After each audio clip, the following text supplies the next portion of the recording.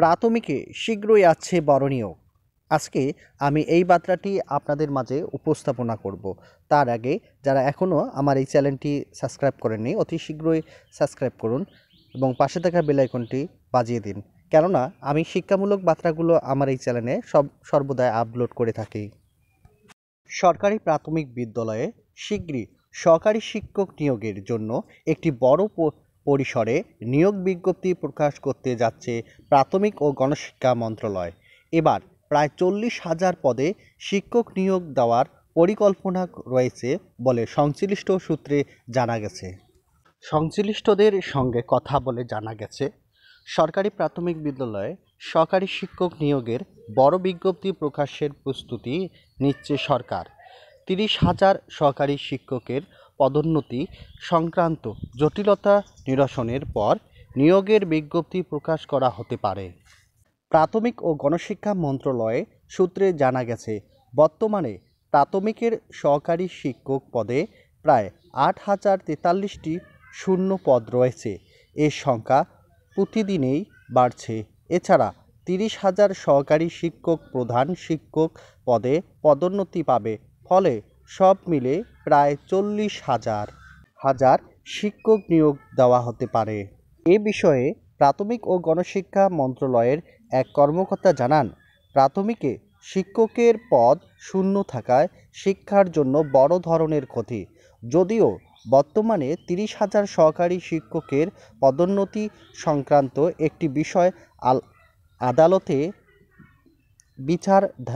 বিচারাধীন রয়েছে। এছাড়া 8,000-এর বেশি পদ শূন্য রয়েছে। সহকারী শিক্ষকদের পদোন্নতি সংক্রান্ত জটিলতা নিরসন এবং নতুন নিয়োগ বিধিমালা বাস্তবায়নের পর নিয়োগের বিজ্ঞপ্তি প্রকাশ করা হবে। আশা করা হচ্ছে চলতি বছরেই নিয়োগ বিজ্ঞপ্তি প্রকাশ করা সম্ভব হবে।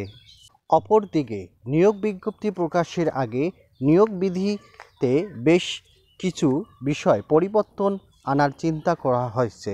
নতুন নিয়োগ বিধিমালা কী ধরনের পরিবর্তন আছে, এমন প্রশ্নের জবাবে প্রাথমিক ও গণশিক্ষা মন্ত্রণালয়ের এক কর্মকর্তা জানান, মূলত নারী এবং পোষ্য কোটা বাতিলের প্রস্তাব দেওয়া হয়েছে। নতুন বিধিমালা এই মুহূর্তে জনপ্রশাসন মন্ত্রণালয়ে রয়েছে। জনপ্রশাসনের মতামতে পাওয়ার পর এ সংক্রান্ত নীতিমালা জারি করা হবে।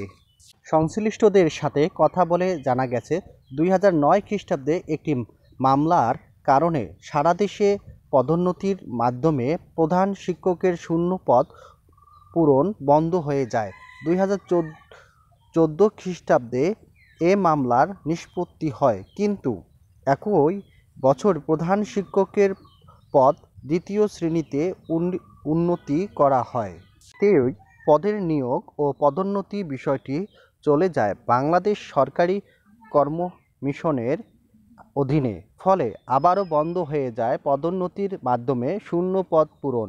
পরে 2017 খ্রিস্টাব্দে 23 মে থেকে প্রধান শিক্ষকের শূন্য পদ চলতি দায়িত্ব দেওয়া হয় সহকারী শিক্ষকদের।